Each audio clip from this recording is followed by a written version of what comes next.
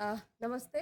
मैं अंजलि और मैं आगा खान रूरल सपोर्ट प्रोग्राम के साथ काम कर रही हूँ। और AKRSPI का जो साउथ गुजरात में काम है, जहाँ पे वो पूरा ट्राइबल रीजन है, वहाँ पे मैं एज ए एरिया मैनेजर काम कर रही हूँ। और अभी फ़िलहाल 120 लोगों की टीम है जो साउथ गुजरात के 4 ट्राइबल डिस्ट्रिक्ट्स में काम कर रही है। ग्लाइड के बारे में कैट और फिर अलग अलग दूसरे नेटवर्क्स हैं, उनके थ्रू हमें पता चला ये वर्कशॉप के बारे में। और एग्रो इकोलॉजी को लेके पूरा एक concept landscape base model develop करने के लिए हम लोग सोच रहे थे काफ़ी टाइम से। तो उसके साथ ये सर्कुलर इकोनॉमी और ये सारी जो चीज़ें हैं वो डायरेक्टली लिंक करती है, जो एक मिसिंग पार्ट था। लैंडस्केप बेस्ड अप्रोच में हर एक चीज़ को डिटेल से समझने की बहुत ज़रूरत होती है। आपके पास क्या है, क्या नहीं है, जो है वो कैसा है, और जो चाहिए हमें वो किस तरीके से चाहिए। और उसमें भी कम्युनिटी पार्टिसिपेशन के साथ अगर उसको हम डिज़ाइन करते हैं तो वो और ज़्यादा प्रोडक्टिव होता है और ज़्यादा सस्टेनेबल होता है। तो इसकी वजह से ग्लाइड के साथ पार्टनरशिप करने का सोचा था। और ये वर्कशॉप के लिए जो सिलेक्शन किया गया है गांव, वो गांव अगर हम लोग देखें और जो एरिया को सिलेक्ट किया है उसमें दो तरीके के विलेजेस है। एक लीडिंग विलेज है जहाँ पे कुछ काम हुआ है, फार्मर्स थोड़े से एक्टिव है, एक्सटर्नल मार्केट्स के साथ भी उनका थोड़ा सा टाई अप है और एक बेसिक अंडरस्टैंडिंग लगते हैं डेवलपमेंट को लेके। दूसरा एक जो विलेज है वो मिडिल कैटेगरी में आता है। वो गांव में अभी इतना सारा कुछ काम नहीं है, एक्सपोजर नहीं है, एक अंडरस्टैंडिंग है लेकिन अलग तरीके की अंडरस्टैंडिंग है। तो इस तरीके से मिक्स विलेज दो रखे थे और उसमें 15-15 फार्मर्स हैं जिन्होंने पार्टिसिपेट किया है ये वर्कशॉप में। तो डांग में ही करने की ज़रूरत हमें क्यों पड़ी, तो डांग एस्पिरेशनल डिस्ट्रिक्ट में आता है और डांग का जो पूरा लैंडस्केप है वो पूरा ट्राइबल कम्युनिटी से डोमिनेटेड है, प्लस हिली टेरेन है। सोशली, इकोनॉमिकली, पॉलिटिकली काफ़ी सारे चैलेंजेस और काफ़ी सारा पोटेंशियल रखता हुआ ये एरिया है। ट्राइबल्स है इसीलिए, और फॉरेस्ट कवर ज़्यादा होने की वजह से यहाँ पे पोटेंशियल ज़्यादा है चैलेंजेस से। चैलेंजेस भी है लेकिन उससे ज़्यादा अनकल्टिवेटेड पोटेंशियल है जिसको निकाल के उसका चैनलाइज करना बहुत ज़रूरी है। तो इसकी वजह से ये पूरा कर रहे हैं और होपफुली एक अच्छा अभी प्रॉब्लम्स और क्या क्या चैलेंजेस, क्या नीड है उसके ऊपर बात की। अभी कम्युनिटी किस तरीके से सॉल्यूशन होने चाहिए उसके ऊपर वर्कआउट करिए और होपफुली कल वो एक अच्छे प्लान के साथ जाए।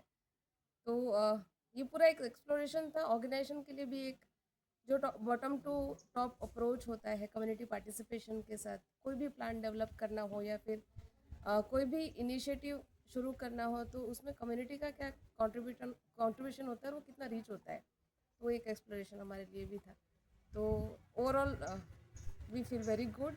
तो 3 दिन का जो पूरा जर्नी है वो 3 अलग अलग पार्ट में डिवाइडेड है। एक तो क्या रिक्वायरमेंट है और वो रिक्वायरमेंट को फुलफ़िल करने के लिए क्या क्या स्किल सेट, क्या क्या रिसोर्सेज अवेलेबल है हर एक गांव में और लोगों के पास, वो एक एक्सरसाइज किया गया जो काफ़ी अलग एक्सपीरियंस हमारे लिए भी रहा।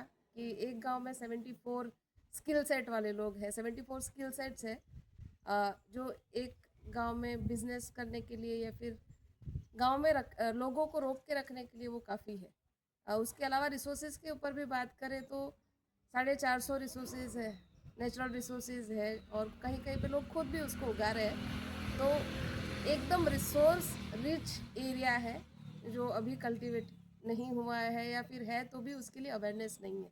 तो वो एक नई चीज़ थी जो निकल के आई, पोटेंशियल एरिया हमारे लिए। दूसरा एक कॉस्ट, क्या क्या कॉस्ट होते हैं। कम्युनिटी जब बात कर रही थी तो सबसे पहले क्या रिक्वायरमेंट है, तो पैसे की ही बात कर रहे थे। स्किल या रिसोर्सेज और जो अवेलेबल है उसके ऊपर उनका एम्फोसिस नहीं था, इतना ज़्यादा ध्यान नहीं था। लेकिन अभी शायद पैसा लास्ट में है, अभी स्किल और रिसोर्सेज और क्या क्या उनके पास और चीज़ें हैं वो उनकी प्रायोरिटी में है। तो हर एक बिजनेस करने के लिए सिर्फ पैसा नहीं, मल्टीपल फैक्टर्स काम करते हैं, वो एक चीज़ निकल के। जब कॉस्ट का एनालिसिस किया कि किस किस तरीके के खर्चे होते हैं, तो एक गांव का 11 करोड़ का खर्चा होता है और एक दूसरा गांव है, तो दोनों गांव में 2.5 करोड़ 11 करोड़ बहुत बड़ी अमाउंट होती है जो कम्युनिटी का पैसा है वो बाहर जाता है। उसके सामने जब गांव में जो पैसा आता है उसका एनालिसिस किया तो वो 10% भी पैसा गांव में नहीं आता है। तो एक चीज़ थी जो हमारे लिए भी फर्स्ट टाइम था फर्स्ट टाइम लर्निंग था कि और शॉकिंग भी था कि इतना ज़्यादा पैसा जाता है। एक छोटी सी छोटी चीज़ का कैलकुलेशन जब चिप्स का किया, वो कैलकुलेशन भी बहुत ज़्यादा था जो किसी ने नहीं सोचा होगा। और ये 2 दिन में 2-3 लोगों से इंटरेक्ट भी किया तो उनको जो लगा वो 2-1 लोगों ने तो एक्सेप्ट भी किया कि हम लोग ये चीज़ नहीं करेंगे। एक दादी है जिन्होंने बोला कि मेरे बच्चों को मैं सबसे ज़्यादा पैकेट्स खिलाती हूँ, अभी मैं नहीं खिलाऊंगी। और अभी ग्रुप डिस्कशन में वो भी चल रहा था कि सब में एक एजेंडा तो था ही कि पैकेट्स वाला जो है वो बंद करना है। हम खरीदना ही बंद करेंगे ताकि वो बेचना ऑटोमेटिक रिड्यूस हो जाएगा, तो वो पैसा हमारा बाहर नहीं जाएगा। और एक मटके वाला जो था जिसमें कितना पैसा आता है, कितने होल है, कहाँ कहाँ से पैसा जाता है, किस तरीके से पैसा ड्रेन होता है, तो वो एक्सरसाइज में भी एक बहुत क्लियर इमेज निकल के आया कि किस तरीके का काम करने की ज़रूरत है। हम वहाँ पे हर एक चीज़ में हम लोग देखते हैं कि पैसे, फंड्स, प्रोजेक्ट्स हर एक जगह पे उसकी ज़रूरत नहीं होती है। एक अच्छा फैसिलिटेशन स्किल भी हो और फार्मर्स को मोटिवेट करके कलेक्टिवाइज करके अगर काम करते हैं उनके पार्टिसिपेशन से, तो मिनिमम पैसों में हम मैक्सिमम इम्पैक्ट ला सकते हैं। वो 11 करोड़ को एक विलेज में फिर से रिटर्न ला सकते हैं, इतना पोटेंशियल है। सॉल्यूशंस का भी ग्रुप डिस्कशन जब चल रहे हैं तो लोग उसी तरीके से सोच रहे हैं कि रिसोर्सेज का जो एक्सरसाइज किया था ना, वो एक्सरसाइज के हिसाब से चिप्स उनके सबसे पहले प्रायोरिटी एजेंडा में है। दूसरा जो है वो साबु शैम्पू जो बाहर से आता है जो खुद बना सकते हैं वो वाला है।